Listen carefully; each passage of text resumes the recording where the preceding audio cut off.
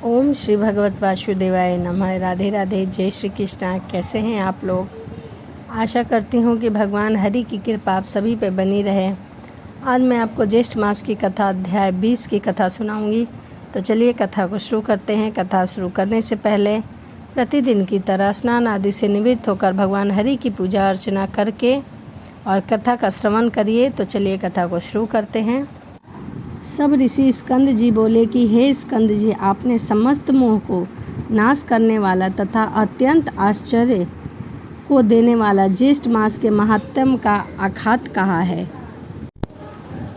सब योगिनों का गम्य सनातन साक्षात परम ब्रह्मा शत्रु के संहार के नियमित एकादशी के प्रभाव से वहाँ पर आए, जो पर ब्रह्मा वचन से भी नहीं कहा जा सकता।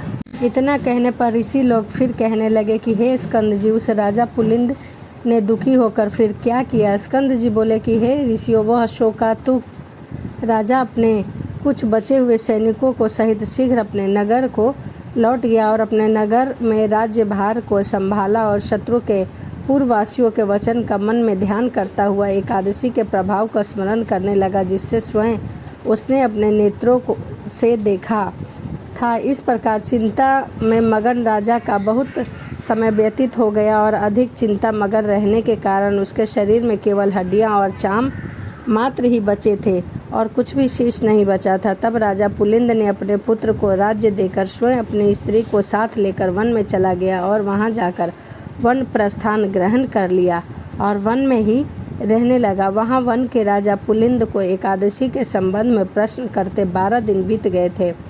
वह सबसे यही प्रश्न करता कि हे तपोधन, एकादशी के व्रत की क्या विधि है, सो मुझे कहिए। जो व्रत तीनों लोकों में दुर्लभ, पवित्र और भगवान का अति प्रिय है। अहो आश्चर्य, मैंने उसे एकादशी व्रत का महान आश्चर्यकारी कार्य देखा है, इसमें कोई संशय नहीं है।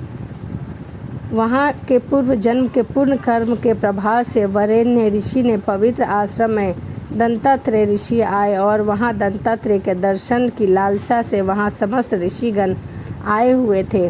कुछ लोगों के पूजन, स्तुति तथा विधिवत प्रकार की उनकी सेवा की। राजा पुलिंद भी दत्तात्रेय जी का आगमन सुनकर वहाँ भयभीत हो गए और समान ऋषि के पास जाकर वहीं आश्रम में बैठ गए। प्रधान ऋषियों के चले जाने पर राजा पुलंदित दंतात्रेय जी के पास गए और दंडवत प्रणाम करके दूसरे विंध्याचल पर्वत की तरह पृथ्वी पर गिर गए। दंतात्रेय जी राजा से बोले कि हे सौम्य, उठो उठो, तुम कौन हो, किस लिए आए हो, तुम्हारे दुख का क्या कारण है, तुमको मुझसे कहना होगा।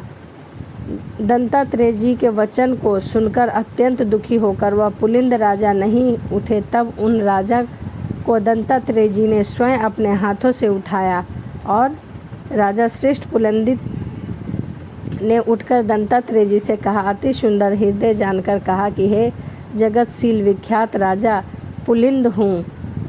हे तात, थोड़े ही समय में पृथ्वी मंडल को जीतकर और गर्भ में आकर मैं सेना सहित राजा प्रचानवही के नगर को गया हुआ था।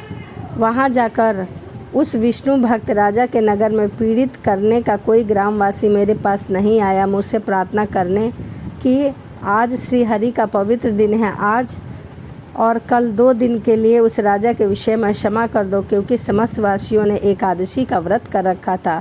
उस ग्रामवासियों की वार्ता सुनकर मैंने गर्व में होकर क्रोध से उनके वचनों का अपमान किया। उनके वचन मेरी बुद्धि और मति को गर्व से छुड़ा न सकी। इसके पश्चात सूर्य अस्त हो जाने पर अख्यात विष्णुदत्त अनेक रूप धारण कर वहाँ युद्ध करने के लिए आए। उन विष्णुदूतों ने समुद्र समान मेरी समस्त सेना को भक्षक कर लिया। अपने प्राण मात्र रह जाएं, हम लोग भाग कर जान बचाकर अपने नगर को आए हैं। उसी समय मैंने राजा पुत्र धन का त्याग कर तामसी व्रत को आश्रम लिया। अब आज आपके चरण कमलों के दर्शन करके मैं कृतार्थ हो गया हूँ। मैं धन्य हूँ तथा मेरे पूर्वज भी पुण्यशाली हैं, जो आज देवताओं से भी पूजित अशोक चरण कमलों का मुझे दर्शन प्राप्त हुआ है। भगवान एकादशी नाम वाला व्रत कैसा है और इसकी विधि क्या है, कृपया करके मुझे बताइए। उसे आप संक्षेप में मुझसे कहिए, क्योंकि मैं आपकी शरण में आया हूँ, अन्यथा मैं शल्य के समान अपने प्राणों को त्याग दूंगा। राजा पुलिंदित के इन वचनों को सुनकर सब वृत्तांतों को जानने वाले दत्तात्रेय ने उसी समय राजा पुलिंदित को दोनों हाथों में आलिंगन कर और आर्द्र चित्त कर मधुसूदन भगवान के एकादशी व्रत के विधान को कहने लगे।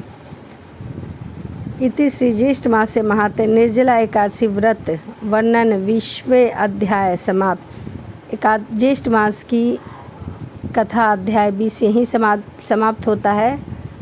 निर्जला एकादशी वर्णन अभी तक इस अध्याय में निर्जला एकादशी वर्णन ही चल रहा है और अगली वीडियो में मैं आपको ज्येष्ठ मास की कथा अध्याय 21 सुनाऊंगी। तो चलिए इसी के साथ वीडियो को समाप्त करते हैं और वीडियो को पूरा देखें ताकि कथा आपको समझ आए। वीडियो को देखते समय सब्सक्राइब, लाइक, कमेंट, शेयर ज़रूर करें। तो चलिए इसी के साथ मिलते हैं अगली वीडियो में।